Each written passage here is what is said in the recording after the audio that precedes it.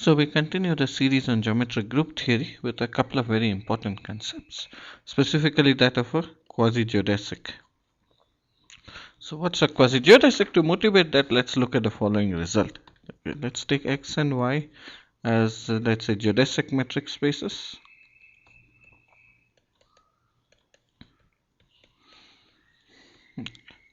And we have seen the notion of when they're equal. They're supposed to be the same if they're quasi-isometric. So suppose we have f from x to y, quasi-isometric. And we also know that y is delta hyperbolic. So it's Gromov hyperbolic, which means it's delta hyperbolic for some delta. Okay. Then what we would expect or hope if the notion of quasi-isometry and the notion of delta hyperbolicity are correct ones is that x is, I'll just say delta prime hyperbolic, okay, delta prime greater than 0.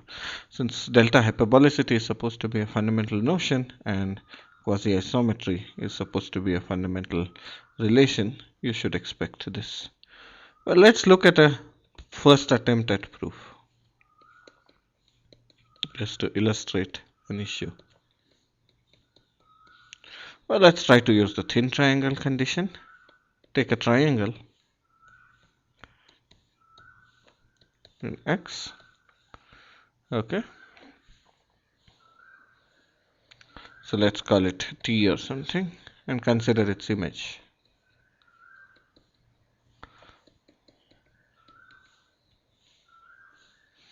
Okay, so this is 1, 2.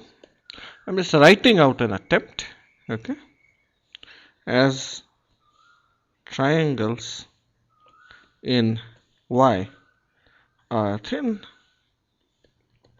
We'll claim that f of t is thin with appropriate constants, delta thin. And the third step would be then, as f is a quasi-isometry,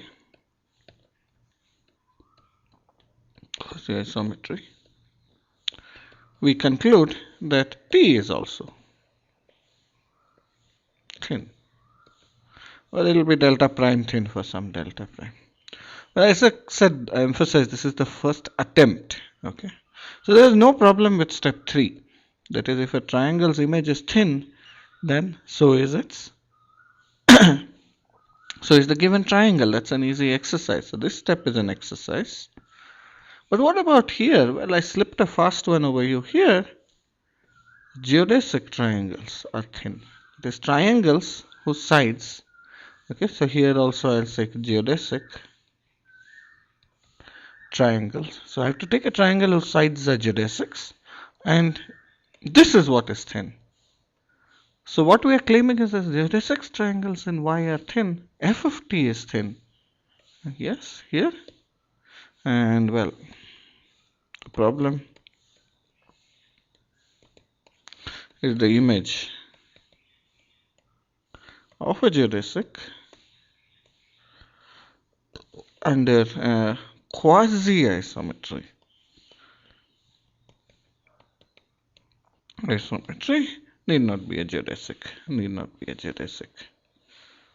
So this is why the proof didn't work, but I wrote this proof out just to try to illustrate what we should be doing to try to make things correct. What we have to do is understand the images of geodesics and the quasi-geodesics and have a sort of version of thin triangle there. Okay, so let's see what should be the appropriate image. Well, so we look at what are quasi-geodesics. One of the main concepts I wanted to introduce, and it's because geodesics play such an important role but are not closed under the class of quasi-isometries. To understand data hyperbolicity, we'll have to understand the larger class. Okay, so we'll look at a new definition of geodesics. Namely, if we consider geodesics to be parameterized by arc lengths. Okay, so currently our present original definition had geodesics as simply minimizing distance. But when you have a minimizing distance, you can look at many different functions, but you can assume that you moved along the interval according to the arc length. Okay, if we consider, we get the following definition. So this is an exercise that this is an equivalent definition as the previous one. It says that a geodesic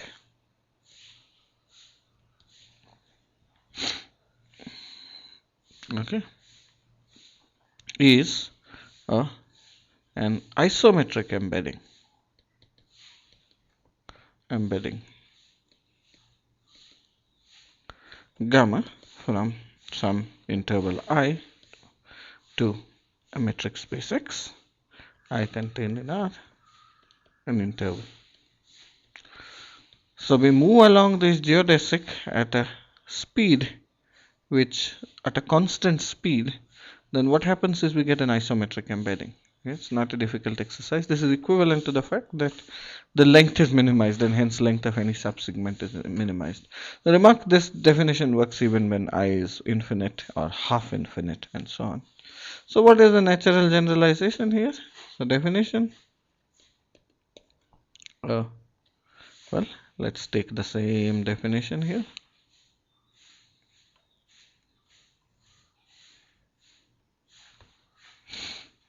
Right, and our next definition would be,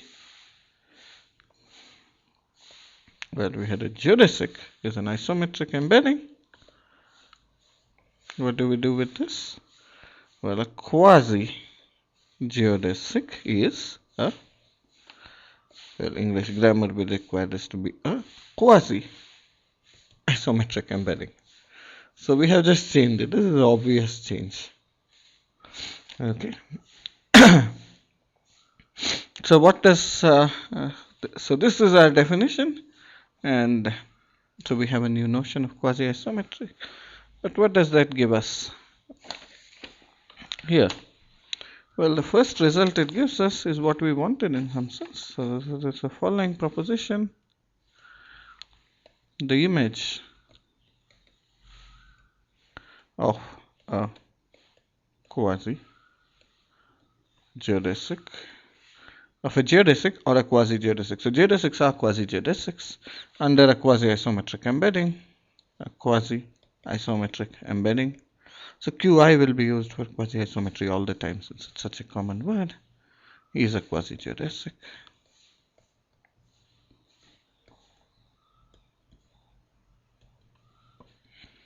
Okay. So what does this follow from? Follows from,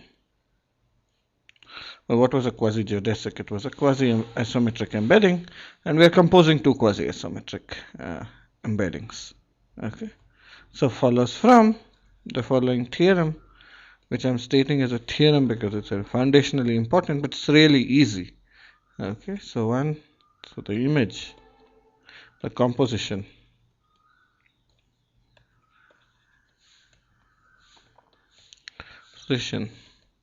of quasi-isometric embeddings is a quasi-isometric embeddings. Well, you could also take quasi-isometries. Isometries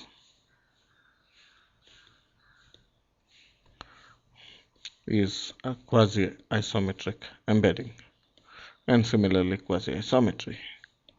This is really an easy result. I mean, you get different constants, of course. So what happens from this? So that as a quasi-geodesic is a quasi-isometric embedding, you compose it with another, you get a quasi-isometric embedding. Okay, so this I will just say exercise. Good exercise to get used to definitions. No ideas needed at all other than those common. So consequence, well, what did we start this segment with? We started with a geodesic triangle. So the image of a quasi-geodesic triangle under a quasi-isometry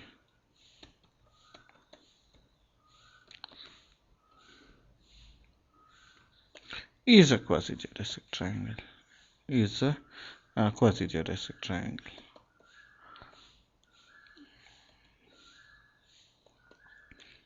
So we started with our triangle T, which was a geodesic triangle in X, and looked at its image. And the first one I pulled was saying that was thin. So, but it didn't work because it was not a geodesic triangle, but it's close. It's a quasi-geodesic triangle. Well, this doesn't seem close at all in the Euclidean context, but in the hyperbolic context, the following really remarkable result is true. Okay, it says that given constants k and c, okay, there exists m greater than 0, let's say, such that any kc quasi-geodesic is in the neighborhood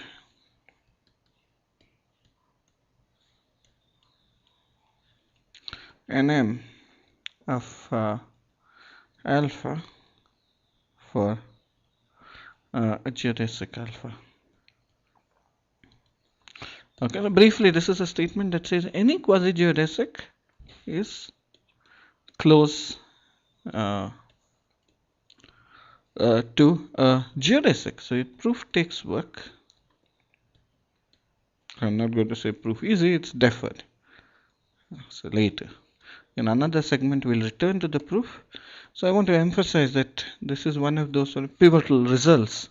This and a couple of closely related ones which give the meat to the subject of geometric group theory. You do the work in proving this result, then you can milk it to get various theorems, one of which we are seeing just now, which is that the quasi-isometry invariant of delta hyperbolicity, which is very remarkable. Okay. But now, right now, what I'll do is just show you why this is very false in Euclidean space. So the key point here is M depends only on K and C. Okay. So let me take Euclidean counter examples. So how does a quasi-geodesic look? Even with constant 0, a Euclidean counter example would be a semicircle or any chord which is less than a half circle. Okay, here it is. So this is of course the geodesic, and this top half, which we already saw, this is a pi by 2, 0 quasi-geodesic. Okay, so this has become the diameter, so the length of the geodesic, and any chord here will be even better in terms of the ratio of distortion. So Euclidean counter examples. Okay, and so suppose this distance here is r, then the distance between this quasi-geodesic and this geodesic is also r. Okay, so we can get, so no m works for pi by 2, 0. In fact, any k greater than 1, any k greater than 1 and c equals 0 or c positive. So in basically no case in the Euclidean space do you have this result. You can just take chords instead of taking arcs to see counter examples. And an infinite example is the following, that I start off with a curve and then I spiral out. Well, what happens if I spiral out? So this is not bounded distance from any geodesic. I assume this is from any geodesic. Okay. In the first case, what we saw is, of course, because it's a finite quasi-geodesic, it is bounded distance from a geodesic, it's bounded distance from a point, but not in a uniform way, depending on the constants of distortion. This case, if you take an infinite spiral, it's a quasi-geodesic, but it's not. You have to set it up a little carefully because there are quite significant shortcuts here. You have to spiral out fast enough to make it a quasi-geodesic, but you can do so. It's not bounded distance from any geodesic at all. Okay. So this is very clearly false in Euclidean space. The quasi-geodesic you think of as being something curving, it's close to a straight line. Okay, this looks absurd, and it's one of those things, as I said, you have to work and then you can use it. So from that, we can immediately conclude the following: the quasi-isometric invariance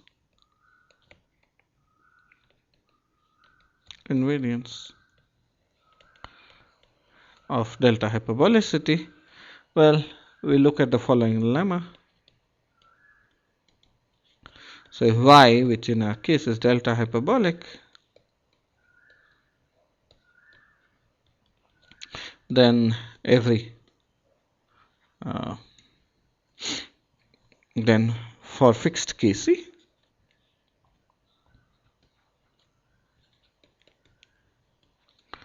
k comma c, so there exists delta prime or delta hat or something such that every kc quasi-geodesic triangle is delta hat thin. Okay, well, the idea is just a picture. It's quite easy because it's important. I just emphasized it. So we have a quasi-geodesic triangle. How does it look? It kind of bulges out. Yeah, so you have something that's curved out a little bit like this, and perhaps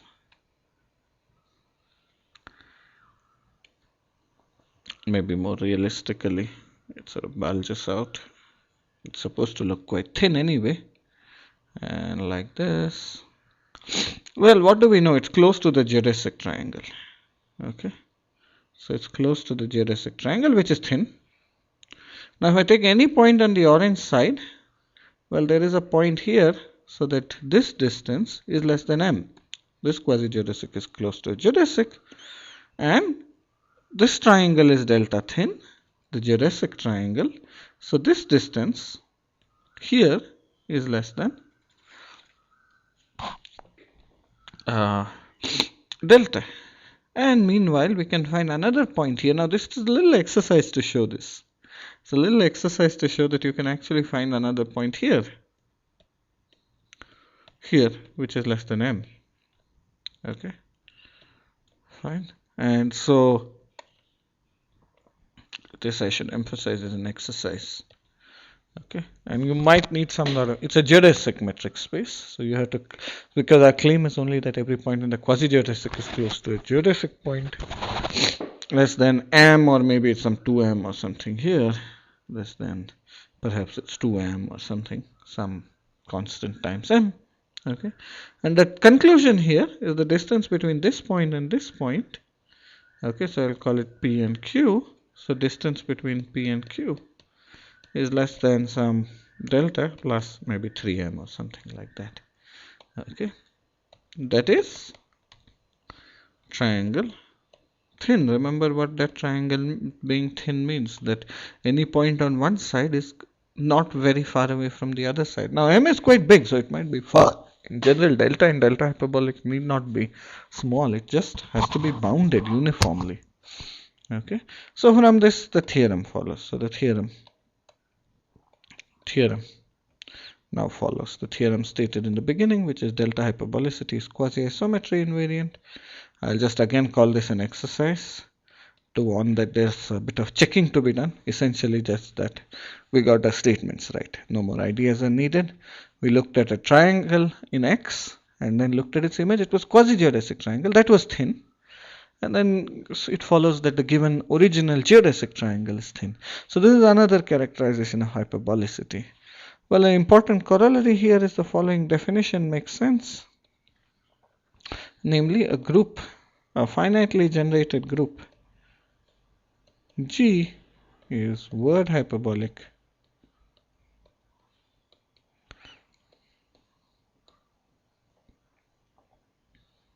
if the group G with the word metric ds is delta hyperbolic. So S finite generating set.